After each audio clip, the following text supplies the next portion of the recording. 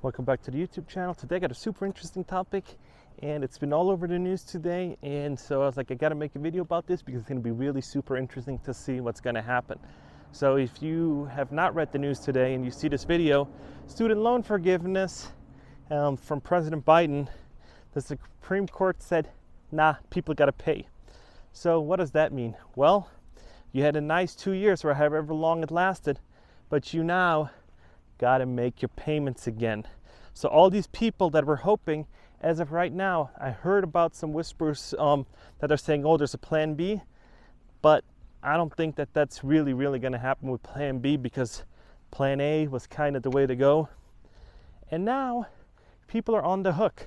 So I did a little digging, and the numbers for student loan repayment is anywhere from about $300 to like $800 a month.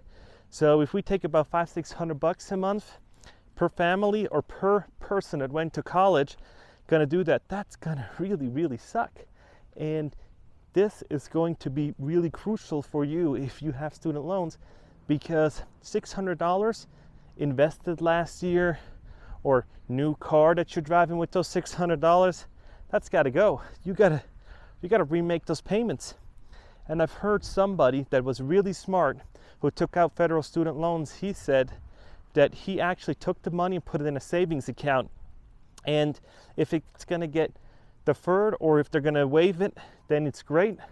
And if not, they're going to be back and he's going to make the payments. And he's going to have that money that he saved up. He's going to write a bigger check to tackle the principal and not the interest, because, correct me if I'm wrong, but let me know in the comments below, but I think interest was deferred also for that time. So basically it was an interest-free loan, what is really cool. But now let's talk about the bigger problem, the student loan in itself. So in order for all these people that get forbearance and trying to get their student loans relieved, that's a huge problem. That means there was a crucial error in their plan when they went to college. Either their profession didn't pay enough, they didn't budget right, or the university sold them a way too overpriced course that they shouldn't have went to college in the first place. And I get it, if you're 18, you don't really know what to do or how to do it and how life really works. But now you're going to be on the hook for it. And it is just crazy when you think about how people actually took out all this money, all these loans, and now you're gonna have to pay. So when I'm thinking about my college days, man, I went to UCF and I went to college also. And when I went to college, I've put everything on a credit card, and I've paid those credit cards off. And I was working hard. And I did not go to a prestigious school. I did not go to a school that costs a shit ton of money because I have some specialized university that's like really good at it. No, I went to a common university. First I went to a community college, and then I moved up.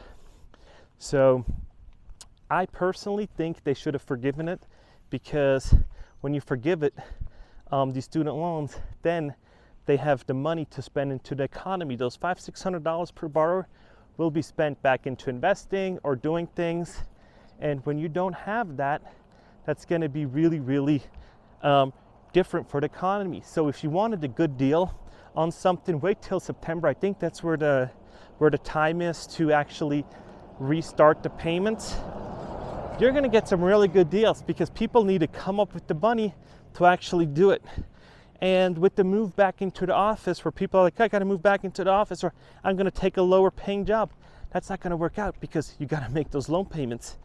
So now you're being between a rock or a hard place, because all the stuff that you've been doing or trying to do in your personal life, with trying to get ahead and just putting it on the side because, oh, it's interest free, I don't need to make payments. And now in the next 2 months, you're going to start having to do it. And that brings me to the next topic, budgeting. So now you're going to have to start budget again. And I saw on CNN or CNBC, one of these news agencies, that said it's going to be tough for Americans, for most of them, to starting to repay that. And now I'm going to blame a little bit the universities that they're selling courses and they're selling classes that are and degrees that are not paying. So basically, when you go to college and you're going to make $100,000 a year, that's like, when you go on Glassdoor and the way, you see how much people actually made, and there's like a peak, and then there's like the 1%. So you can't look at the 1% because the 1% isn't going to be the average. So when you want to be a teacher or something, and then there's that 1% that makes like $250,000, or you're like a plumber that makes like 200,000, 300,000, that's probably not going to be you, because it takes an extraordinary skill to make that kind of money. So when you're going to go into college, and this is a wake-up call, you should do some research, and you should see how your parents are doing financially, and if they're doctors, lawyers, and if they're dentists and all that other stuff, you can see then that, yeah, that was a good choice to take out student loans. But when you're going to take out a degree, you're going to do a degree in physical therapy, and you're going to be making $60,000, $70,000, $80,000, $90,000 a year, or maybe $100,000, and you have $250,000 in student loans, and those loan payments are interest only, or you're making an income-based plan, that means your balance is going to go up. Somebody needs to slap you behind the head and say, you're going to a community college, and you're going to go to one of these Starbucks universities like University of Phoenix that's accredited. It's a good university, and it's not going to put you in debt that much. And guess what? After 5 years, nobody's going to ask you about your diploma. They're going to say, oh, you went to Phoenix University? Even Shaq O'Neal went to Phoenix University or something like that, where he paid for 10 of his buddies to get an MBA. So you're not better than Shaq O'Neal. Probably neither am I. So you're going to go there, and I would go there if that meant that you don't have to take out that much student loans. So what does that do when you have $200,000 in student loans? Well, it would make me sick to my stomach, because if you're making, as a lawyer or a doctor, where you make $500,000 a year, you'll be fine. I'm not worried about you guys. But who I'm worried about is if you're a physical therapist, if you're in data science or some computer science, and you're not making that much money, and you have a shit ton of student loans. Yeah, with programming, you can make a shit ton of money, but not every field pays the same, right? So you got to be so careful with what your financial goals are and what you're taking out.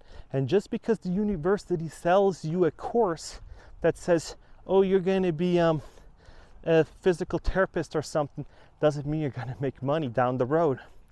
So when you look at that, just that, what I just said, that you're going to take out the student loans and you're going to have them taken out by the federal government. At one point, the university, you're not the client of the university. It's that the university is doing business with the federal government, because the government is funding those loans. And now, let's look at it a little bit deeper.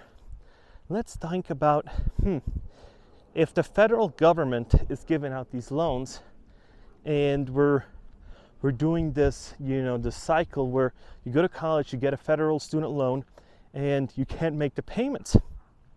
So now we're talking about forbearance. So now the government needs to forgive loans because you couldn't promise, or you couldn't repay back what the colleges promised. There's a big mistake in that. And so when we're talking about private parties, like, oh, we got to bankrupt it, you got to be able to bankrupt it. No, you don't need to be able to bankrupt the student loans. What you need to do is make enough money and be smart enough to not take them out in the first place. Because just for giving $10,000 on a $40,000, $50,000 student loans isn't going to change your world. And if you are in that field, let me know in the comments below how you're going to tackle this. But that dream that they sold you when you're like, oh, you got to go to college and get a degree and do all that, is now handicapping you and basically making you trip and fall down the road with not being able to buy a house. So what you just did, congratulations, you've basically delayed your house purchase for a long time. And you're rightfully so. And I know people are going to be really pissed about this, but you still have the opportunity to make more.